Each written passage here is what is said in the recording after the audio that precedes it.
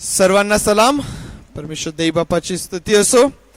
पुन्हा आज एक वार या पवित्र वारी आपण सर्वजण प्रभू देव बापाची भक्ती करण्याकरिता एकत्र जमलेला आहोत.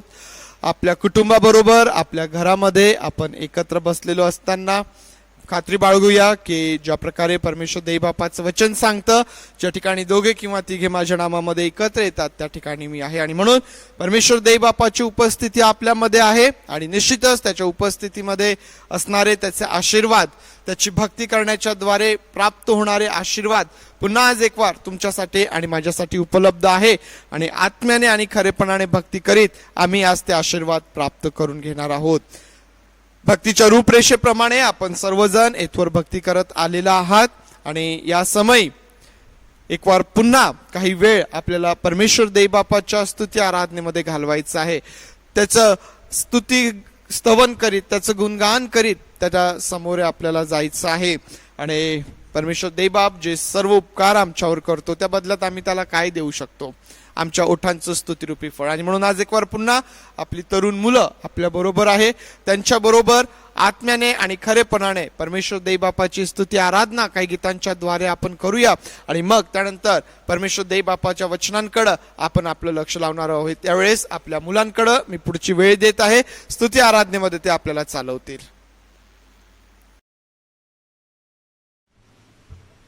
प्रभू येशू ख्रिस्ताच्या नावात सर्वांना सलाम. परमेश्वर देवबापाची स्तुती करूया की पुन्हा एक वार त्याने आपल्या जीवनात ही संधी दिली. त्याची स्तुती आपण एकत्रपणे करण्यासाठी त्याची स्तुती करूया, त्याची आराधना करूया. जसं वचन आपल्याला सांगते की हे माझ्या जीवा परमेश्वराचा धन्यवाद कर, हे माझ्या सर्व अंतरामा त्याच्या पवित्र नावाचा धन्यवाद कर. त्याचप्रमाणे त्याचे सर्व उपकार आपण स्मरूया की त्याने आपल्यासाठी काय केलं आहे. आणि ही आठवण ठेवून हे उपकार स्मरून त्याची स्तुती आपण आत्म्याने आणि खरेपणाने आपण करूया. आपण सर्वजण मिळून त्याची स्तुती करूया. आणि पहिलं गीत आपण गाऊ गजल संग्रहातून पहिल्या नंबरचं गीत, या हो या जय जयकार कराया माझ्या ख्रिस्ताचा. गजल संग्रहातून पहिलं गीत आहे, या हो या जय जयकार कराया माझ्या ख्रिस्ताचा.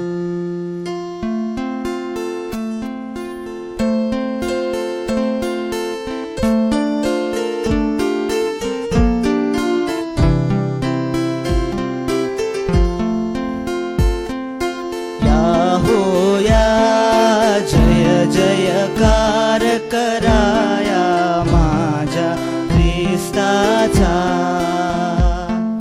या हो या जय जयकार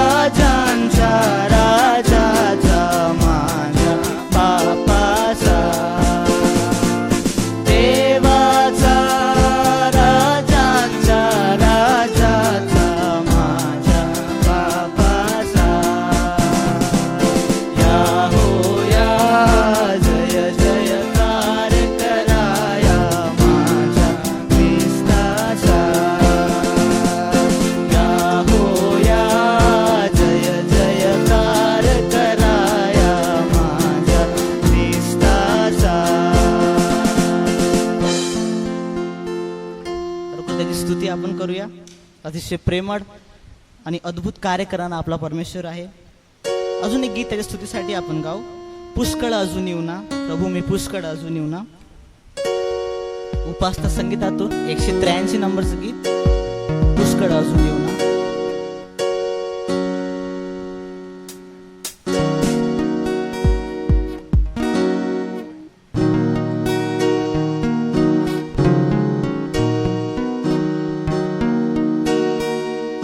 खंडीतून रती नाही फेडिले, खंडीतून रती नाही फेडिले, बंधू भगिनींच्या ऋणा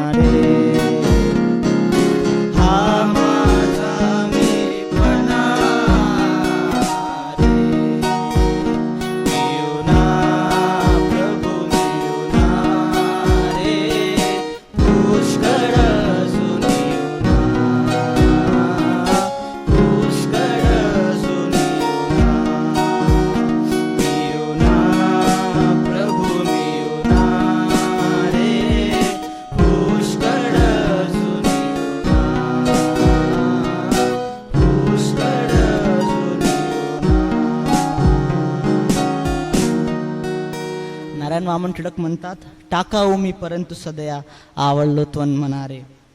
खरोखर आपण टाकाऊ असे होतो, आपली काही लायकी नव्हती, पण आपल्या प्रभू येशू ख्रिस्ताने आपल्यावर प्रेम केलं आहे आणि अशी प्रीती त्याने आपल्यावर दाखवली आहे, ज्याने आपल्याला अनंत काळचं जीवन मिळालं आहे. त्याची स्तुती करूया. खरोखर तो अद्भुत आहे, त्याच्यासारखं कोणीही नाही आहे. त्याच्या नावाला आपण उंचावूया. तो आपला गुरु आहे, तो आपला ख्रिस्त आहे आणि त्याची स्तुती करू. उपासना संगीतातून 301 नंबरचं गीत आपण गाऊ. 301 क्रमांकाचं गीत उपासना संगीत. प्रभू ख्रिस्त माझा गुरु, माझ्या जीवनाचे तारू. उपासना संगीतातून 301 नंबरचं गीत.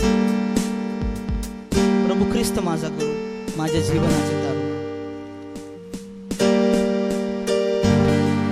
प्रभू ख्रिस्त माझा गुरु, माझ्या जीवनाचे तारू. प्रभू ख्रिस्त माझा गुरु, माझ्या जीवनाचे तारू. माझ्या जीवनाचे तारू, माझ्या जीवनाचे तारू. माझ्या जीवनाचे तारू, माझ्या जीवनाचे तारू. प्रभू ख्रिस्त माझा गुरु, माझ्या जीवनाचे तारू. प्रभू ख्रिस्त माझी नौका, नसे आश्रितांना धोका. प्रभू ख्रिस्त माझी नौका, नसे आश्रितांना धोका. नसे आश्रितांना धोका, नसे आश्रितांना धोका. नसे आश्रितांना धोका, नसे आश्रितांना धोका. प्रभू ख्रिस्त माझा गुरु, माझ्या जीवनाचे तारू. प्रभू ख्रिस्त माझा गुरु, माझ्या जीवनाचे तारू. ख्रिस्त माझा केला गड, तारा देतो येता जड. ख्रिस्त माझा केला गड, तारा देतो येता जड. तारा देतो येता जड, तारा देतो येता जड. तारा देतो येता जड, तारा देतो येता जड. प्रभू ख्रिस्त माझा गुरु, माझ्या जीवनाचे तारू. प्रभू ख्रिस्त माझा गुरु, माझ्या जीवनाचे तारू. प्रभू ख्रिस्त माझी वाट, जाते स्वर्ग लोकांनी. प्रभू ख्रिस्त माझी वाट, जाते स्वर्ग लोकांनी. जाते स्वर्ग लोकांनी, जाते स्वर्ग लोकांनी. जाते स्वर्ग लोकांनी, जाते स्वर्ग लोकांनी. प्रभू ख्रिस्त माझा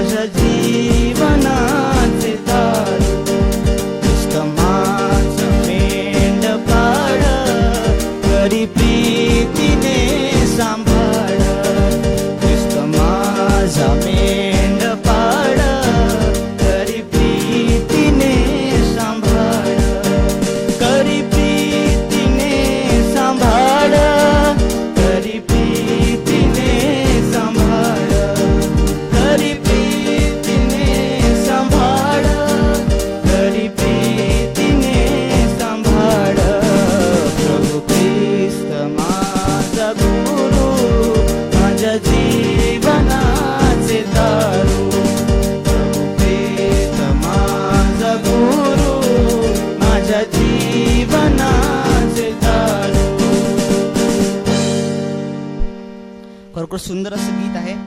गीतकर्ता म्हणतो की प्रभू ख्रिस्त माझी नौका, नसे आश्रितांना धोका. जे कोणी प्रभू येशू ख्रिस्त या नावाच्या नौकेमध्ये आहेत ते सर्व सुरक्षित असे आहेत. आणि खरोखर ही सुरक्षितता आपल्याला लाभलेली आहे, कारण आपण आपल्या प्रभू येशू ख्रिस्तामध्ये आहोत. त्याची स्तुती करूया. खरोखर अद्भुत आणि प्रेमळ असा तो आहे. आणखीन एक गीत त्याच्या स्तुतीसाठी आपण गाऊ. प्रभु का धन्यवाद करूंगा, उसकी संगति में सदा रहूंगा. स्तुती आपण करूया, हे गीत गाऊया. प्रभु का धन्यवाद करूंगा, उसकी संगति में सदा रहूंगा. प्रभु का धन्यवाद करूंगा, उसकी संगति में सदा रहूंगा. साथ चलूंगा मैं, जय जरूर पाऊंगा. साथ चलूंगा मैं, जय जरूर पाऊंगा. प्रभु का धन्यवाद करूंगा, प्रभु का धन्यवाद करूंगा. उसकी संगति में सदा रहूंगा. साथ चलूंगा मैं, जय जरूर पाऊंगा. साथ चलूंगा मैं, जय जरूर पाऊंगा. प्रभु का धन्यवाद करूंगा. ना देगी मुझे दुनिया कभी भी कोई सुख और शांति आराम. ना देगी मुझे दुनिया कभी भी कोई सुख और शांति आराम. मेरे यीशु के साथ अन्य संगति में सदा मिलती खुशी मुझको. मेरे यीशु के साथ अन्य संगति में सदा मिलती खुशी मुझको. प्रभु का धन्यवाद करूंगा, उसकी संगति में सदा रहूंगा. साथ चलूंगा मैं, जय जरूर पाऊंगा. साथ चलूंगा मैं, जय जरूर पाऊंगा. प्रभु का धन्यवाद करूंगा. मेरी जिंदगी की हर परेशानी में खुल जाता है आशा का द्वार. मेरी जिंदगी की हर परेशानी में खुल जाता है आशा का द्वार. कभी ना डरूंगा, कभी ना हटूंगा, चाहे जान भी देना पड़े. कभी ना डरूंगा, कभी ना हटूंगा, चाहे जान भी देना पड़े. प्रभु का धन्यवाद करूंगा, उसकी संगति में सदा रहूंगा. साथ चलूंगा मैं, जय जरूर पाऊंगा. साथ चलूंगा मैं, जय जरूर पाऊंगा. प्रभु का धन्यवाद करूंगा. कितना अच्छा है वो, कितना धन्य है वो, यीशु मेरा है जीवन का साथी. कितना अच्छा है वो, कितना धन्य है वो, यीशु मेरा है जीवन का साथी. मेरी जरूरतों को पूरी करता है वो, कोई घटी नहीं मुझको. मेरी जरूरतों को पूरी करता है वो, कोई घटी नहीं मुझको. प्रभु का धन्यवाद करूंगा, उसकी संगति में सदा रहूंगा. साथ चलूंगा मैं, जय जरूर पाऊंगा. साथ चलूंगा मैं, जय जरूर पाऊंगा. प्रभु का धन्यवाद करूंगा. तेरे आयु के दिन पग पग में सदा तेरी सेवा को पूरी करूंगा. तेरी आयु के दिन पग पग में सदा तेरी सेवा को पूरी करूंगा. एक बत्ती समान जलता रहूंगा, तेरी महिमा मेरी कामना. एक बत्ती समान जलता रहूंगा, तेरी महिमा मेरी कामना. प्रभु का धन्यवाद करूंगा, उसकी संगति में सदा रहूंगा. साथ चलूंगा मैं, जय जरूर पाऊंगा. साथ चलूंगा मैं, जय जरूर पाऊंगा. प्रभु का धन्यवाद करूंगा. खरोखर सुंदर असं गीत आहे. ना देगी मुझे दुनिया कभी भी कोई सुख और शांति आराम. मेरे यीशु के साथ धन्य संगति में सदा मिलती खुशी मुझको. खरोखर जगामध्ये आपल्याला कोणीही खरी शांती खरं सुख देऊ शकत नाही, पण आपल्या प्रभू येशू ख्रिस्ताजवळ आपल्याला ते खरी शांती खरं सुख प्राप्त होते. या आपले डोळे आपण बंद करू, आपलं लक्ष त्याच्याकडे लावू, त्याच्या सानिध्यामध्ये आपण जाऊया आणि त्याला आपण हाक मारू, त्याची स्तुती आपण करूया आणि त्या शांतीचा त्या सुखाचा अनुभव आपण आज घेऊया. आपलं लक्ष त्याच्याकडे लावू आणि हे गीत आपण गाऊ. रूहे पाक खुदावन आतुआ जान जिस्म और रूह में तू बस जा. त्याला आपण आज आपल्या जीवनामध्ये बोलूया. जे काही आपल्या समस्या असतील, जे काही आपलं दुर्बळपण असेल, ते सर्व आज तो काढून टाकणार. जे काही आपले आजार असणार तो ते दूर करणार, कारण तो आपल्यावर प्रेम करणार आहे. त्याला आपल्यामध्ये आपण आज बोलूया, त्याला हाक मारूया.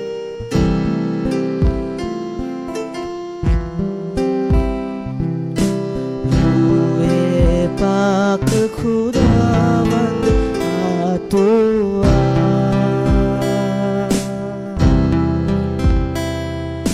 जान जिस्म और रूह में तू बस जा.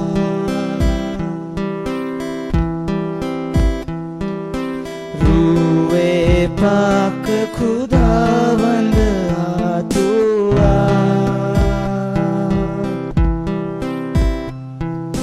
जान जिस्म और रूह में तू बस जा.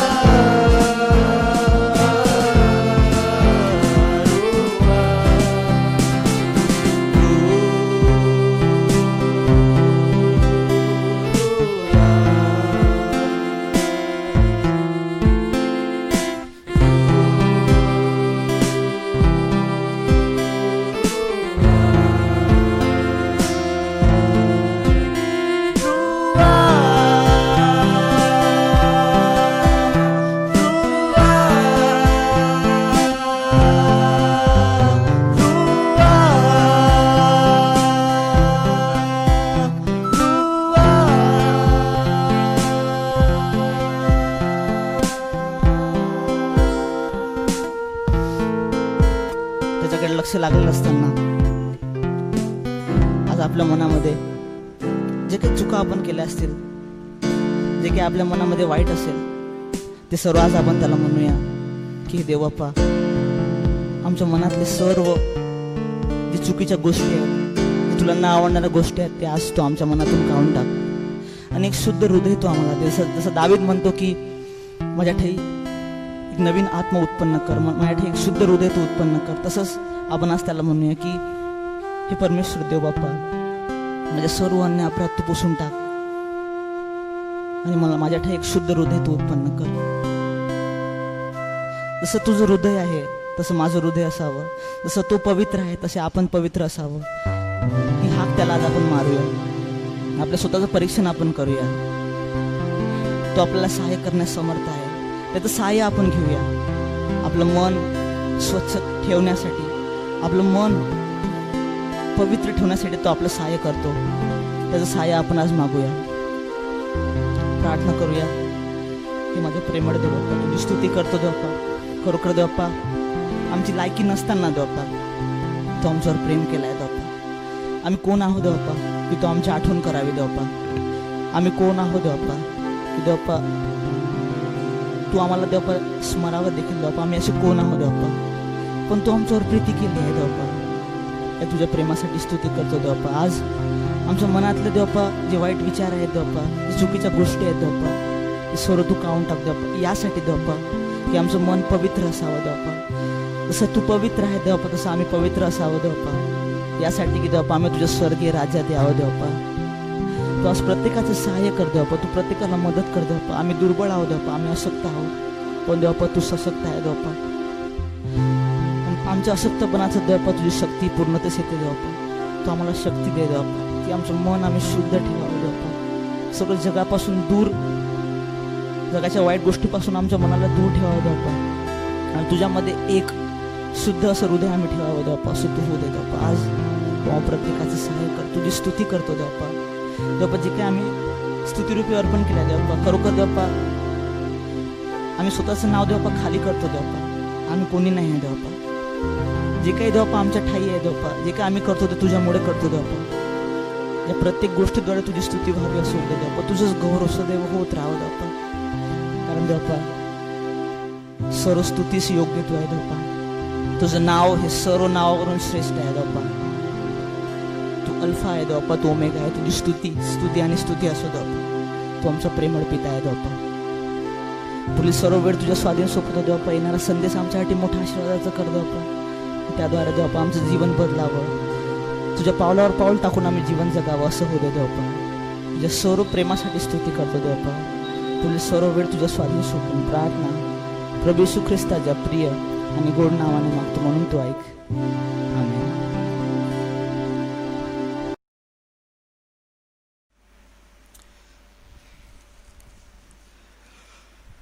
यावेळेस आपण आपलं लक्ष प्रभू देवबापाच्या वचनांकडे लावूया. परमेश्वर देवबापाची स्तुती आराधना करण्याच्या द्वारे त्याची उपस्थिती निश्चित आपण आपल्या कुटुंबामध्ये, आपल्या घरामध्ये आपण अनुभवित आहात. या त्याच्या उपस्थितीमध्ये आपलं लक्ष आपण त्याच्या वचनांकडे लावूया. आणि आज प्रभू देवबापाच्या वचनांकडे आपलं लक्ष लावलेलं असताना पुन्हा आपल्या विषयाकडे आपण वळणार आहोत. आणि पवित्र आत्म्याविषयी जो अभ्यास आपण सुरू केलेला आहे त्यावर एक वार पुन्हा आपण येऊया. आणि आज करिन्थकरास पहिले पत्र अध्याय 12 माझ्या बरोबर काढा. करिन्थकरास पहिले पत्र याचा अध्याय 12 आणि वचन 4 पासून 11 पर्यंत मी तुमच्याकरिता या ठिकाणी वाचत आहे. करिन्थकरास पहिले पत्र अध्याय 12 आणि वचन 4 पासून तर 11 पर्यंत मी तुमच्यासाठी वाचत आहे. कृपादानांचे निरनिराळे प्रकार आहेत तरी आत्मा एकच आहे.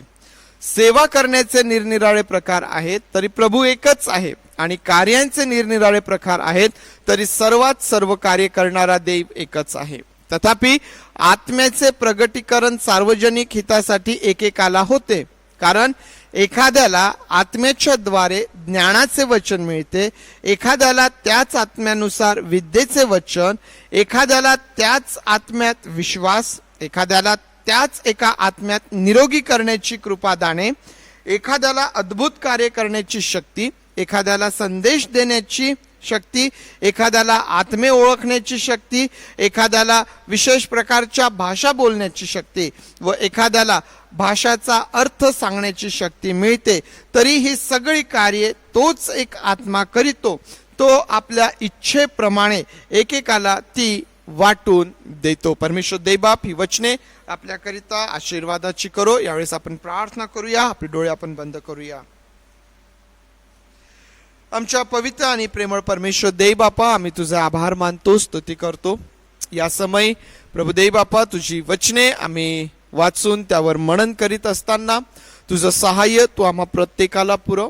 प्रेमळ परमेश्वर देवबापा, आमची आग्रहाने विनंती आहे की प्रभू देवबापा, आज जे तुला आमच्या बरोबर बोलायचं आहे, ज्या विषयीचं ज्ञान तू आम्हाला करून देऊ इच्छितो किंवा आज ज्या गोष्टींकरिता तू आम्हाला उत्तेजन देऊ इच्छितो ते समजण्यासाठी आम्हा प्रत्येकाचं सहाय्य कर. पवित्र देवबापा, तुझ्या आत्म्याच्या अभिषेकामध्ये, प्रभू देवबापा, मार्गदर्शनामध्ये आणि उपस्थितीमध्ये आज आम्हा सर्वांकरिता ही वेळ आशीर्वादाची कर. तुझं वचन हे सामर्थ्याने भरलेलं आहे आणि म्हणून परमेश्वर देवबापा, अद्भुत काम या वचनांच्या द्वारे आमच्या जीवनामध्ये तू कर. पवित्र देवबापा, आम्ही तुझ्या अधीन होतो आणि प्रार्थना आमचा प्रभू येशू याच्या नावात मागतो म्हणून तू ऐक. आमेन, आमेन. आपल्याला माहिती आहे की या मागील काही दिवसांपासून, आठवड्यांपासून आपण पवित्र आत्म्याविषयीचा अभ्यास करीत आहोत आणि पवित्र आत्म्याविषयी आपण अभ्यास करीत असताना आतापर्यंत ज्या सर्व गोष्टी पवित्र आत्म्याच्या संदर्भात आपण पाहिलेल्या आहेत, थोडक्यामध्ये त्याची उजळणी आपण करूया. आतापर्यंत जे आपण पाहिलं त्यामध्ये पवित्र आत्म्याची ओळख आपण करून घेतली. पवित्र शास्त्रामधून पवित्र आत्म्याचं कार्य पाहिलं, मग जुना करार, नवीन करार, आणि आम्हाला हे शिकायला भेटलं की पवित्र आत्मा हा अगदी उत्पत्तीपासून कार्यरत आहे आणि त्याचं काम तो करत आहे.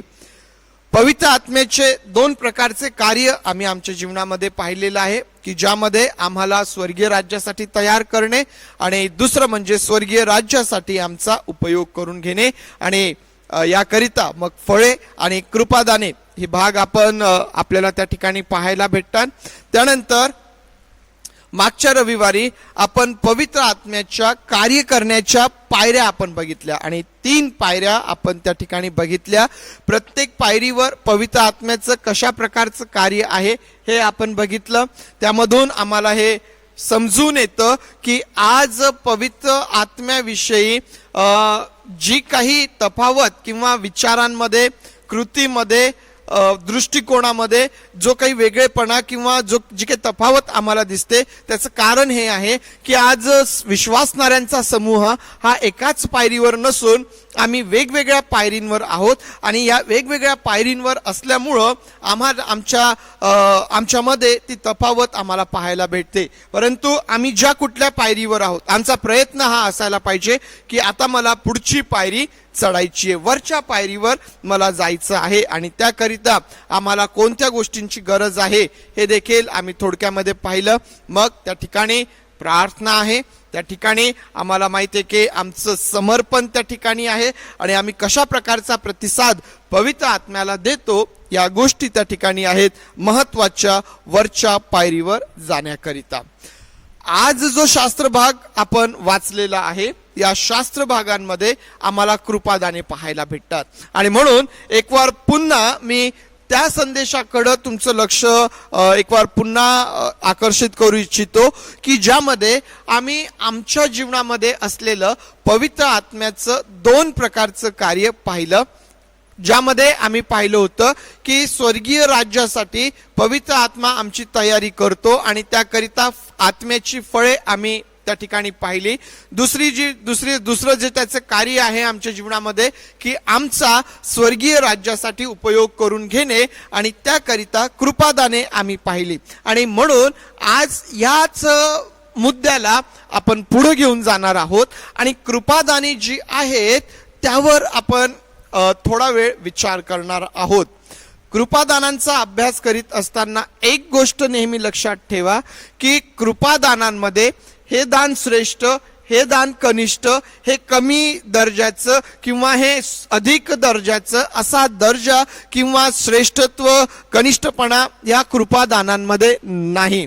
सर्व दाने ही सारखी आहेत आणि महत्वाचं म्हणजे आमच्या वैयक्तिक स्वार्थासाठी ही दाने नसून ही देवाच्या राज्याच्या वाढीकरिता ती आहेत, जी आमच्या सेवेनुरूप आम्हाला पवित्र आत्मा त्याच्या इच्छेने वाटून देत असतो. आणि म्हणून दानांमध्ये कमी जास्तपणा, हे श्रेष्ठ ते श्रेष्ठ नाही असा भाग त्या ठिकाणी येत नाही.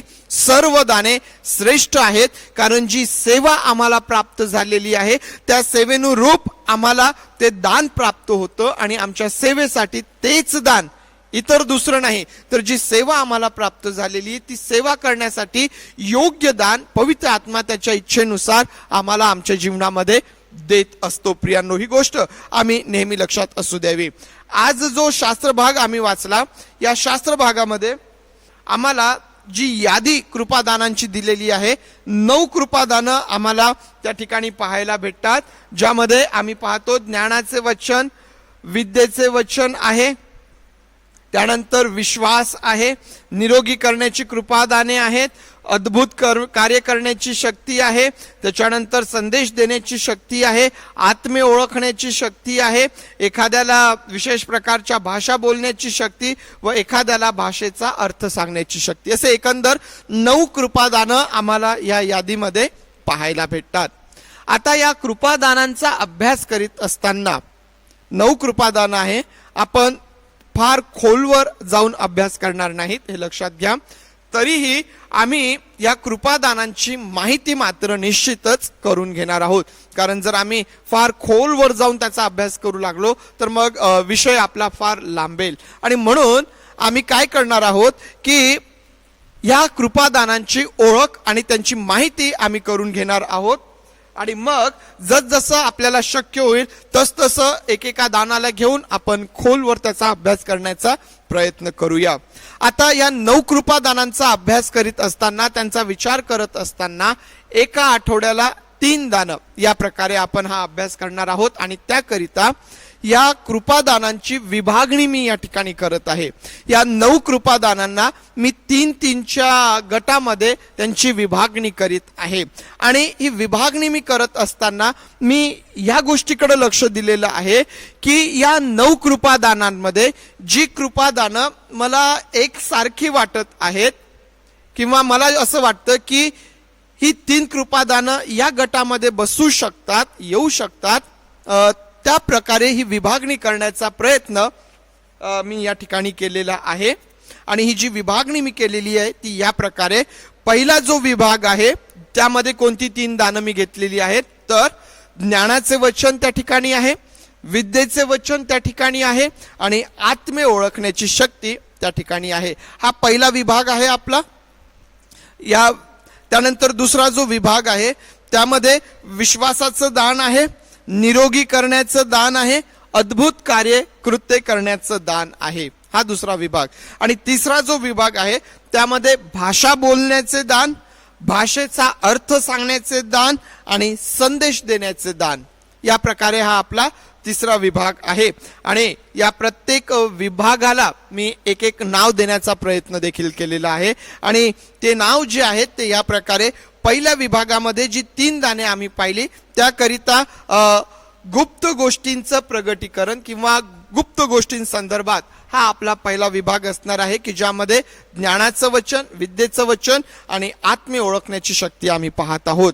दुसरा जो आपला विभाग आहे त्याला मी सामर्थ्यासंदर्भात किंवा सामर्थ्याचं प्रगटीकरण, आणि या विभागामध्ये कोणती दाने आहेत तर मग विश्वास, निरोगी करण्याचं कृपादान आणि अद्भुत कृत्य करण्याचं दान, हे सामर्थ्याचं प्रगटीकरण असलेला हा विभाग आहे. आणि तिसरा विभाग आहे त्याला मी जे नाव दिलेलं आहे ते भविष्याचं प्रगटीकरण किंवा भविष्या संदर्भात, आणि त्यामध्ये जी दानं आहेत भाषा बोलण्याचे दान, भाषेचा अर्थ सांगण्याचे दान आणि संदेश देण्याचे दान, या प्रकारे या 9 दानांना 3-3 गटामध्ये किंवा 3 गट करून 3 विभाग आपण त्याचे केलेले आहेत आणि प्रत्येक विभागाला नाव आपण दिलेलं आहे. आणि आज जो पहिला भाग आपण जो पाहत आहोत, जो पहिला भाग त्या ठिकाणी आपण पाहत आहोत, ज्यावर आज आपण विचार करणार आहोत की तो आहे गुप्त गोष्टींसंदर्भात, गुप्त गोष्टींचं प्रगटीकरण. आम्ही या विभागामध्ये त्या ठिकाणी पाहतो ज्ञानाचं वचन आहे, विद्येचं वचन आहे आणि आत्म्य ओळखण्याची शक्ती त्या ठिकाणी आहे. का मी या विभागाला गुप्त गोष्टींसंदर्भात किंवा गुप्त गोष्टींचं प्रगटीकरण असं नाव दिलेलं आहे? जर आम्ही या 3ही दानांकडं नीट जर पाहिलं, जर बारकाईने त्याचा विचार जर आम्ही केला, तर आमच्या हे लक्षात येतं की या दानांच्या द्वारे गुप्त गोष्टी प्रगट केल्या जातात, ज्या दडलेल्या आहेत, लपलेल्या आहेत, ज्या सहजपणे समोर येत नाहीत, ज्या दडलेल्या असतात, अशा गोष्टी उघड या दानांच्या द्वारे होत असतात. आणि म्हणून मी या विभागाला गुप्त गोष्टींसंदर्भात अशा प्रकारचं नाव त्या ठिकाणी दिलेलं आहे. ज्या गोष्टींचं आकलन सहजपणे करता येत नाही, त्या गोष्टींचं आकलन करण्याची क्षमता या दानांमध्ये आम्हाला पाहायला भेटते. आणि म्हणून पहिलं जे दान आमचं त्या ठिकाणी आहे ज्ञानाचे वचन, त्यावर आपण आपलं लक्ष केंद्रित करूया. आणि निश्चित या दानाच्या नावावरून आपल्याला हे लक्षात आलं असेल की हे ज्ञानाचं वचन आहे की ज्यामध्ये मनुष्याला ज्ञान प्राप्त होतं. परंतु हे लक्षात घ्या, हे सर्वसाधारण ज्ञान नाही जे मनुष्याला प्राप्त होत असतं. किंवा आम्ही जर याकोब 1:5 वाचलं तर त्या ठिकाणी परमेश्वर देवबापाचं वचन असं सांगतं की जर तुम्हापैकी कोणी ज्ञानाने उदा असेल तर त्याने ते माझ्याकडं मागावं, म्हणजे तो देतो, तो भेदभाव करत नाही. जे सर्व त्याच्याकडं मागतात त्या सर्वांना तो ज्ञान देणारा परमेश्वर देवबाप आहे. परंतु या ठिकाणी ज्या दानाचा विचार आपण करत आहोत, ज्ञानाचं वचन म्हणून ज्या दानाचा विचार करत आहोत, हे ते सर्वसाधारण ज्ञान नाही जे देव सर्व मनुष्यांना देतो. तर हे विशेष प्रकारचं असं हे ज्ञान आहे, विशेष प्रकारचं हे ज्ञान आहे जे देवाकडून आम्हाला कृपादानाच्या स्वरूपामध्ये प्राप्त होत असतं. मग आता आम्हाला कदाचित प्रश्न पडेल की हे सर्वसाधारण ज्ञान नाहीये, हे विशेष ज्ञान आहे जे देवाकडून आम्हाला प्राप्त होतं. तर मग या दानाचा आमच्याकरिता काय उपयोग आहे, किंवा या दानाचा उपयोग काय, या दानाचा आमच्या जीवनावर काय प्रभाव पडतो? जर एखाद्याला हे दान प्राप्त झालेलं आहे, ज्ञानाचं वचन हे दान जर एखाद्याला प्राप्त झालेलं आहे, तर मग त्याच्या जीवनावर कशा प्रकारचा परिणाम होतो? प्रियांनो, वारंवार मी या एका गोष्टीचा उल्लेख करत आहे की ज्याला हे दान प्राप्त झालेलं आहे त्याला विशेष प्रकारचं ज्ञान त्या ठिकाणी प्राप्त होतं, अशी आकलन शक्ती प्राप्त होती की जी सर्वसाधारणपणे इतरांना नसते. हे ज्ञान कशा प्रकारचं आहे? यामध्ये आकलन करण्याची विशेष शक्ती, विशेष क्षमता आम्हाला पाहायला भेटते की जी इतरांकडं नाही. आता आम्हाला माहिती आहे की ज्ञान प्राप्त करताना आम्ही काय करत असतो?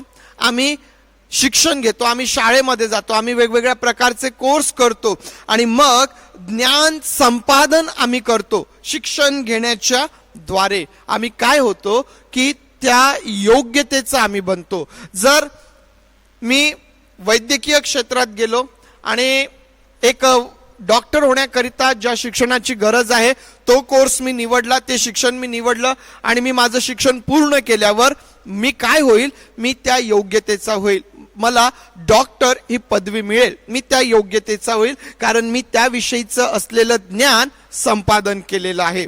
परंतु ज्यावेळेस आम्ही कृपादानाचा विचार करतो त्यावेळेस आम्हाला हे लक्षात येतं की हे ज्ञान आम्ही संपादन करत नाही, आम्ही शिक्षण घेत घेत तिथपर्यंत पोहोचत नाही, तर हे ज्ञान आम्हाला देवाकडून प्राप्त होतं की जे या दानाविषयी म्हटलेले की हे कृपादान आहे.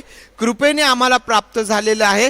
कदाचित आम्ही त्या योग्यतेचे नाहीत, कदाचित आम्ही त्या योग्यतेचे नाहीत, परंतु परमेश्वर देवाकडून हे कृपादान आम्हाला प्राप्त होतं विशेष उद्देशाने, विशेष कार्यासाठी, विशेष उद्देशाने, विशेष कार्यासाठी ते आम्हाला प्राप्त होत असतं. प्रियांनो, हे देवाकडून आम्हाला प्राप्त झालेलं असतं, ते आम्ही संपादन केलेलं नाही. ही गोष्ट नेहमी लक्षात ठेवा.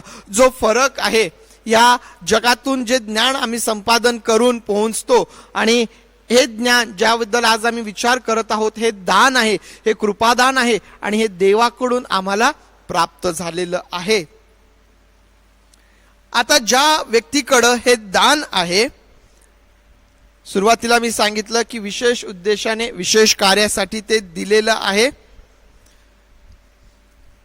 या दानाचा उपयोग प्रामुख्याने आम्हाला असं म्हणता येईल की आध्यात्मिक जीवन किंवा स्वर्गीय राज्य जे आहे त्याविषयीचं विशेष ज्ञान आम्हाला यामध्ये प्राप्त होत असतं. विशेष ज्ञान जे आम्ही संपादन केलेलं नाही. तुम्हाला आठवत असेल की पुष्कळदा ही साक्ष आम्हाला ऐकायला भेटते. आमच्या इतिहासामध्ये जर आम्ही जाऊन वाचलं तर त्या ठिकाणी आम्हाला पाहायला भेटतं की बरेच लोकांचं असं म्हणणं आहे की त्यांना लिहिता वाचता येत नाही, त्यांना लिहिता वाचता येत नाही, परंतु अचानक ते बायबल घेतात आणि ते बायबल वाचू शकतात. बायबलमध्ये काय लिहिलेलं आहे, पवित्र शास्त्रामध्ये काय लिहिलेलं आहे हे त्यांना वाचता येतं. ते काय आहे त्यांना समजतं. लिहिणं किंवा त्यांना इतर गोष्टी लिहिता वाचता येत नाही, त्यांनी तसं शिक्षण घेतलेलं नाही, परंतु ही साक्ष बऱ्याचदा ऐकण्यात आलेली आहे की बाबा आम्ही पवित्र शास्त्र ज्यावेळेस घेतो, आम्हाला पवित्र शास्त्र व्यवस्थितपणे वाचता येतं आणि ते काय लिहिलेलं आहे हे आम्हाला समजतं. हे ज्ञान कशा प्रकारचं आहे प्रियांनो, जे आम्ही संपादन केलं नाही, जे आम्हाला प्राप्त झालेलं आहे.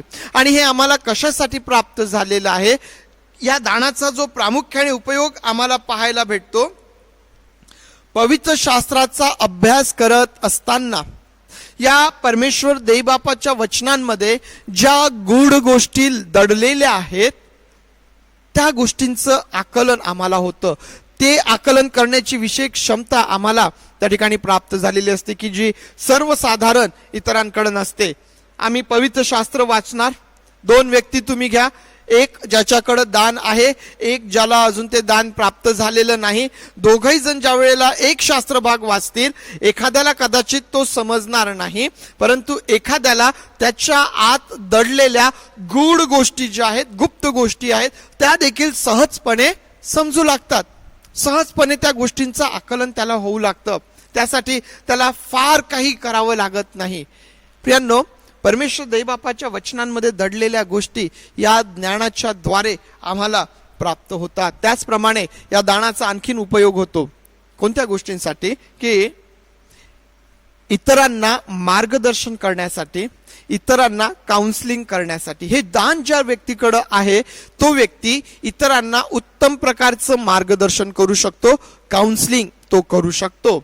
आता अर्थातच ही जी सर्व दाने आम्हाला पाहायला भेटतात ही मंडळीकरिता आहेत. ही गोष्ट पण लक्षात घ्या की मंडळीच्या उन्नतीकरिता ही दानं देण्यात आलेली आहे. आणि म्हणून मंडळीमध्ये परमेश्वर देवबापाच्या वचनाचं प्रकाशन, गूढ लपलेल्या गोष्टी समोर येणे आणि त्याच वेळेस मंडळीमध्ये ज्या लोकांना विशेष मार्गदर्शनाची, काउन्सिलिंगची गरज आहे त्यांना त्या त्या प्रकारची काउन्सिलिंग मिळणे, या उद्देशाने, या विशेष उद्देशाने हे ज्ञान आम्हाला पाहायला भेटतं. प्रियांनो, हे संपादन केलेलं नसून हे परमेश्वर देवबापाकडून मनुष्याला प्राप्त होतं आणि हे मनुष्याला कोणत्याही वयामध्ये प्राप्त होऊ शकतं. कोणत्याही वयामध्ये ते त्याला प्राप्त होऊ शकतं. परमेश्वराकडून प्राप्त होणारं ज्ञान. तुम्हाला शलमोन राजा आठवत असेल. शलमोन राजा विषयी ही साक्ष देण्यात आलेली आहे की त्याच्यासारखा ज्ञानी राजा नाहीये, झाला नाही. शलमोन राजाला ज्ञान कुठून प्राप्त झालं होतं? तुम्हाला आठवत असेल की परमेश्वर देवबापाने त्याला स्वप्नामध्ये दर्शन दिलं आणि शलमोन परमेश्वराकडे काय मागतो? शलमोन परमेश्वराकडे ती विवेक बुद्धी मागतो. कशासाठी मागतो? देवाच्या लोकांचा योग्य प्रकारचा न्याय करण्यासाठी. आणि परमेश्वर देवबापाने त्याला ते ज्ञान दिलं, ऐश्वर्य दिलं. परमेश्वर देवबापाने शलमोन राजाला जे ज्ञान दिलं ते ज्ञान आम्हाला पाहायला भेटतं. आणि त्या ज्ञानामुळं त्याची जी कीर्ती वाढली, त्याला जे ज्ञान प्राप्त झालं, जी न्याय बुद्धी त्याला त्या ठिकाणी प्राप्त झाली की ज्याची चर्चा आम्हाला पाहायला भेटते. प्रियांनो, त्याच्यासारखा ज्ञानी राजा झाला नाही. परमेश्वर देवबापाचं वचन आम्हाला या प्रकारे सांगतं. प्रियांनो, ज्ञानाचं वचन मंडळीच्या उन्नतीकरिता आहे. परमेश्वर देवबापाच्या वचनांमधून गूढ गोष्टी समोर येणे, अभ्यास करणे आणि त्याच वेळेला आम्हाला पाहायला भेटतं की इतरांना योग्य प्रकारचं मार्गदर्शन त्या ठिकाणी आहे. त्यानंतर दुसऱ्या दानाकडं आपण येऊया. दुसरं दान जे आहे विद्येचं वचन. आणि या वचनाकडं, विद्येचं वचन हे जे दुसरं दान यामध्ये आहे, ज्यावेळेस आम्ही ज्ञानाचे वचन आणि विद्येचे वचन ही दोन दानं पाहतो, पुष्कळदा या दोनही दानांमध्ये सारखेपणा आम्हाला वाटतो. ज्ञान, विद्या सारखे शब्द आम्हाला वाटतात. ज्ञानाचं वचन, विद्येचं वचन, जरी ही दानं सारखी वाटत असली तरी त्यामध्ये फरक आहे, हे लक्षात घ्या. त्यामध्ये फरक आहे. परंतु ही दोन्ही दाणे पुष्कळ वेळेला सोबत सोबत कार्यरत असतात. पुष्कळदा व्यक्तीला ही दोन्ही दाणे सोबतच प्राप्त झाल्याचे दिसून देखील येते, लक्षात येते. प्रियांनो, या दानामुळं मनुष्याला अशी क्षमता प्राप्त होते ज्यामुळं तो योग्य वेळेला योग्य निर्णय घेऊ शकतो आणि योग्य कृती तो करू शकतो. योग्य वेळेला योग्य निर्णय, योग्य कृती आम्हाला या दानाचा परिणाम पाहायला भेटते. विद्येचं वचन, विद्येचं वचन जुन्या करारामध्ये ज्यावेळेस आम्ही पाहतो, आम्ही योसेफाकडे ज्यावेळेस आम्ही पाहतो, ज्यावेळेस आम्ही दानियेलाकडे पाहतो, प्रियांनो, त्यांच्याकडं त्यांच्या जीवनामध्ये आम्हाला ही दानं प्रामुख्याने पाहायला भेटतील. त्यांनी ज्या प्रकारे स्वप्नांची अर्थ सांगितली, ज्या प्रकारे त्यांनी गूढ आणि लपलेल्या गोष्टी समोर आणल्या, त्याच वेळेला ज्या प्रकारचं व्यवस्थापन त्यांनी त्या ठिकाणी केलं, प्रियांनो, या सगळ्या गोष्टींमुळं असं आम्हाला पाहायला भेटतं की त्यांच्या ठाई ही दानं कार्यरत होती. या दानांच्या द्वारे मग योसेफ असेल, दानियल असेल, आम्हाला त्यांच्या ठाई ही दानं पाहायला भेटतात. गूढ गोष्टी प्रगट करणे, स्वप्नांचा अर्थ सांगणे आणि त्याच वेळेला जे योग्य प्रकारचं व्यवस्थापन त्या ठिकाणी आहे. मग योसेफाच्या जीवनात आम्हाला पाहायला भेटेल, आम्हाला दानियेलाच्या जीवनात पाहायला भेटेल, त्यांच्या सेवेमध्ये आम्हाला पाहायला भेटेल. त्यावरून आमच्या हे लक्षात येतं की त्यांच्या ठाई ही दानं कार्यरत आहेत. विद्येचं वचन या दानामध्ये मनुष्याला अशा प्रकारची क्षमता प्राप्त होते की ज्याला आपल्याला मराठीमध्ये काय शब्द वापरता येईल, विशेष प्रकारचं कौशल्य, एखादी गोष्ट करण्यामध्ये कौशल्य प्राप्त होणे, प्रियांनो, ते आम्हाला या दानामध्ये पाहायला भेटतं. विशेष प्रकारचं आपल्या आजूबाजूच्या परिस्थितीचा योग्य प्रकारे वापर करणे. त्यानंतर आम्ही पाहतो की एखादी गोष्ट लगेच, जसं ज्ञानाच्या वचनामध्ये गोष्टींचं आकलन होतं, त्याचप्रमाणे या दानामध्ये एखादी गोष्ट करण्याकरिता अद्भुत अशा प्रकारचं सहाय्य, क्षमता आम्हाला या व्यक्तींच्या जीवनामध्ये पाहायला भेटते. पुष्कळदा तुम्हाला माहिती आहे काय होतं की व्यक्तीकडं ज्ञान असतं, परंतु ते ज्ञान वापरायचं कसं हेच त्याला समजत नाही. होतं पुष्कळदा असं की व्यक्तीला ज्ञान असतं, तो ज्ञानी असतो, परंतु त्या ज्ञानाचा वापर कसा करायचा हेच कधी कधी समजत नाही.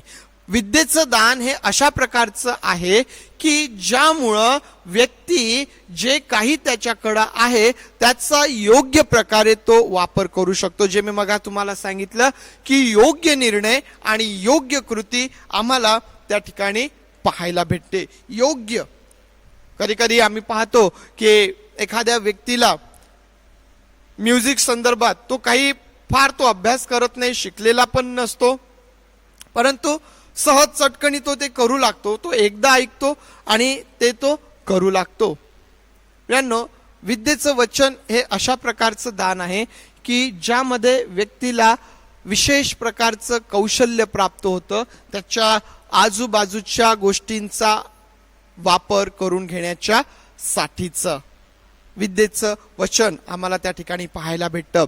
असे जे लोक असतात ते व्यवस्थापनामध्ये निपुण अशा प्रकारचे देखील असतात. ते योग्य प्रकारचं मॅनेजमेंट त्यांचं असतं, अगदी व्यवस्थितपणा आम्हाला त्या ठिकाणी पाहायला भेटतो. प्रियांनो, ज्ञानाचं वचन, विद्येचं वचन सोबत सोबत कार्य करणारी ही दोन दानं आम्हाला पाहायला भेटतात. त्यानंतर तिसरं जे दान आहे आपलं ते आत्मे ओळखण्याची शक्ती. आत्मे ओळखण्याची शक्ती. हे दान असलेल्या व्यक्तीला आत्मे ओळखण्याची क्षमता प्राप्त होते.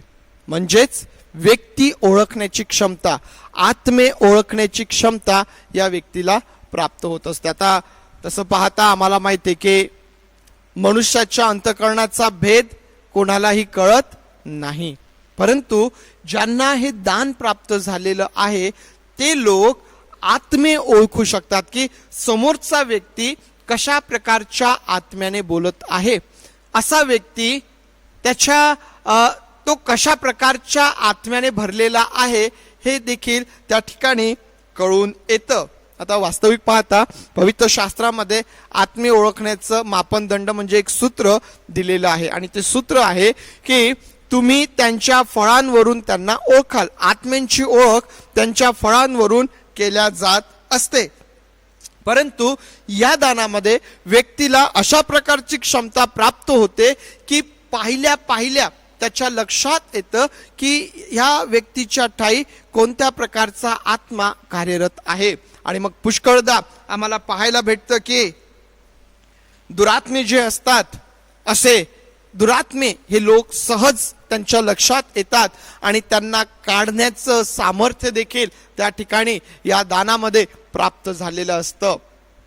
तुम्हाला आठवत असेल की एकदा प्रभू येशू ख्रिस्त आणि त्याचे शिष्य आहेत आणि त्याचे शिष्य एका व्यक्तीतून भूत काढण्याचा प्रयत्न करीत आहेत आणि त्या व्यक्तीमधून भूत काढण्याचा प्रयत्न ते करीत असताना ते त्यामधून निघत नाही. आणि मग प्रभू येशू ख्रिस्त त्या ठिकाणी येतो आणि मग त्या व्यक्तीचा, त्या मुलाचे जे वडील आहेत ते प्रभूकडे जातात आणि त्याच्याकडं ते विनंती करतात की पहा, तुम्हाला शक्य होत असेल तर. प्रभू येशू ख्रिस्त येतो आणि त्या व्यक्तीमधून ते भूत काढतो. नंतर ज्यावेळेस शिष्य प्रभू येशू ख्रिस्ताला विचारतात की आम्हाला ते का शक्य झालं नाही, आम्हाला ते का काढता आलं नाही, प्रभू येशू ख्रिस्त त्या ठिकाणी म्हणतो की तुमच्या अविश्वासामुळं. परंतु त्यानंतर तो आणखीन पुढं असं सांगतो की तरी असल्या जातीचे भूत उपास आणि प्रार्थना केल्या वाचून निघत नाही. या ठिकाणी प्रभू येशू ख्रिस्त ज्या गोष्टीचा उल्लेख करतो की असल्या जातीचे भूत उपास आणि प्रार्थना केल्या वाचून निघत नाही. प्रियांनो, हा फरक आहे, ही ती ओळख आहे. समोरच्या व्यक्तीच्या ठाई असलेला दुरात्मा हा कोणत्या प्रकारचा दुरात्मा आहे.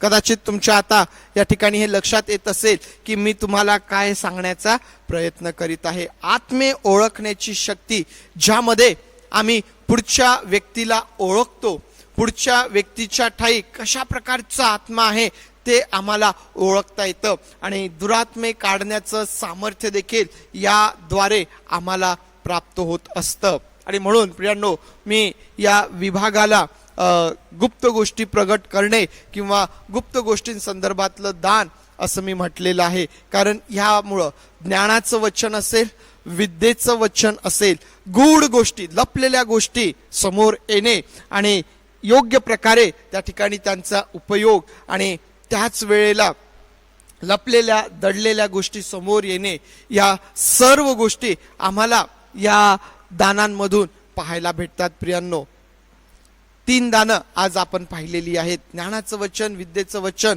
आणि आत्म्य ओळखण्याची शक्ती. ही कृपादाने आहेत. यांचा उपयोग देवाच्या राज्याच्या वाढीसाठी, मंडळीच्या उन्नतीसाठी आम्हाला करायचा असतो. त्याच करिता, याच विशेष उद्देशाने पवित्र आत्मा त्याच्या इच्छेनुसार आमच्या सेवेनुरूप आम्हाला तो देत असतो. प्रियांनो, आज आपण या ठिकाणी थांबणार आहोत. पुढची दानं जी आहेत त्यावर देखील आपण पुढच्या रविवारी विचार करणार आहोत. परंतु आज ही 3 दाणे लक्षात ठेवा. गुप्त गोष्टींसंदर्भात असलेला हा विभाग आहे. परमेश्वर देवबाप तुम्हास या दानांच्या द्वारे आशीर्वाद देव. प्रार्थना करूया यावेळेस आपण. पवित्र आणि प्रेमळ परमेश्वर देवबापा, पुन्हा आज एक वार आम्ही आमचं लक्ष तुझ्याकडे लावलेलं आहे. आणि आज जी 3 दानं आम्ही पाहिली, जी तुझ्या आत्म्याच्या द्वारे तुझ्या इच्छेनुरूप तू आम्हाला वाटून देतो, ज्ञान तू आम्हाला देतो प्रभू. हे विशेष प्रकारचं ज्ञान आहे, विद्येचं वचन आहे, विशेष प्रकारचं कौशल्य त्यामध्ये तू आम्हाला देतो. पवित्र देव बापा, आत्मे ओळखण्याची शक्ती तू आम्हाला देतोस, यासाठी की मंडळीची उन्नती व्हावी. मंडळीमध्ये असे आत्मे शिरू नयेत की जे मंडळीकरिता घातक आहेत. पवित्र देव बापा, उन्नती करिता आणि आम्ही जे मंडळीचे अवयव आहोत,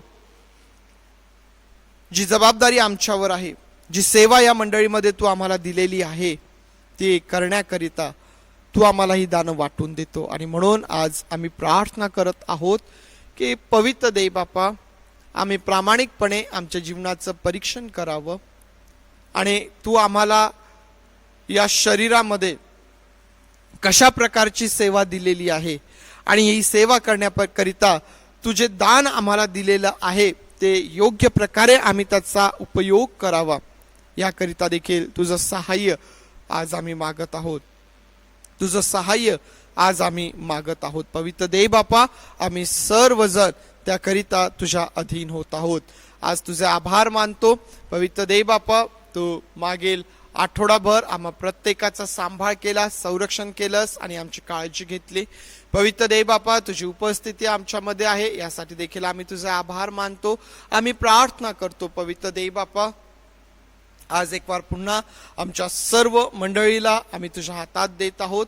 सर्व जे लहान थोर आहेत, आमच्यामध्ये जे सर्व वयोवृद्ध आहेत, आम्ही प्रत्येकाला तुझ्या हातात देतो. प्रभू, तू प्रत्येकाची काळजी घे. पुन्हा आज आम्ही प्रार्थना करत आहोत की जे आमच्यामध्ये दुःखी आहेत, आजारी आहेत, कष्टी आहेत, अशांना तू स्पर्श कर आणि आरोग्य तू दे. आम्ही प्रार्थना करत आहोत प्रभू, जे आज आनंदात आहेत, आज ज्यांच्या जीवनामध्ये उपकार स्तुती आहे, अशांची उपकार स्तुती तू मान्य कर आणि त्यांना तू आशीर्वादित कर. आणि परमेश्वर देव बापा, होय प्रभू देव बापा, ही वेळ पवित्र देव बापा, परमेश्वर देव बापा, आम्हा सर्वांसाठी आशीर्वादाची कर. होय पवित्र देव बापा, आम्ही प्रत्येकाला तुझ्या सामर्थ्यशाली हातात देत आहोत. हा पुढील आठवडा यामध्ये आम्ही वाटचाल करीत असताना आम्हा प्रत्येकाच्या भोवती तुझ्या संरक्षणाचं कुंपण आम्ही मागतो. तुझ्या संरक्षणाचं कुंपण आम्ही मागतो आणि आम्ही सर्वजण तुझ्या अधीन होतो. पवित्र देव बापा, पुढची सर्व वेळ तुझ्या हातामध्ये देत ही प्रार्थना आमचा प्रभू येशू याच्या नावात मागतो, म्हणून तू ऐक. आमेन, आमेन. यावेळेस प्रभूने शिकवलेली प्रार्थना आपण म्हणूया. त्यानंतर सुवंद देव परात्पर हे गीत गाऊया, आशीर्वाद घेऊया आणि मग मातीचे पात्र आपण म्हणूया. हे आमच्या स्वर्गातील बापा, तुझे नाम पवित्र मानले जाव, तुझे राज्य येऊ, जसे स्वर्गात तसेच पृथ्वीवर. तुझ्या इच्छेप्रमाणे हो.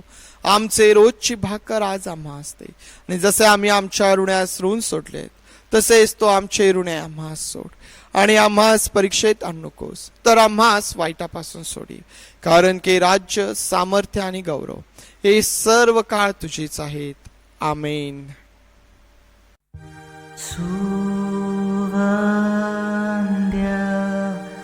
देवा परात्पर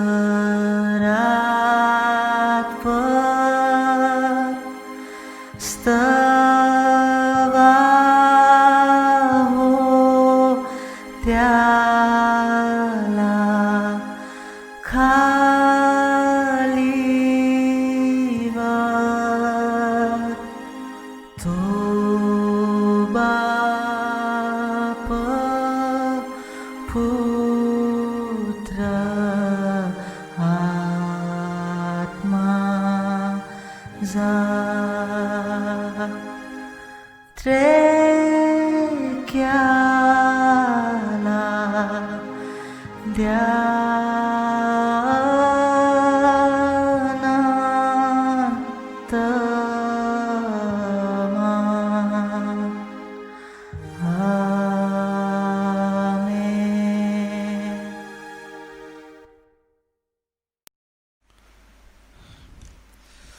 आता प्रभू येशू ख्रिस्ताची कृपा, देव बापाची प्रीती आणि पवित्र आत्म्याची सुसंगती तुम्हा बरोबर प्रभू येशू ख्रिस्त येईपर्यंत सरुदित असो. आमेन. मातीचे पात्र कुंभार घडी मला हे प्रभू तैसे कडी तुझ्या इच्छेने आकार देई मी मुकाराई तुझ्या हाती. सर्वांना सलाम.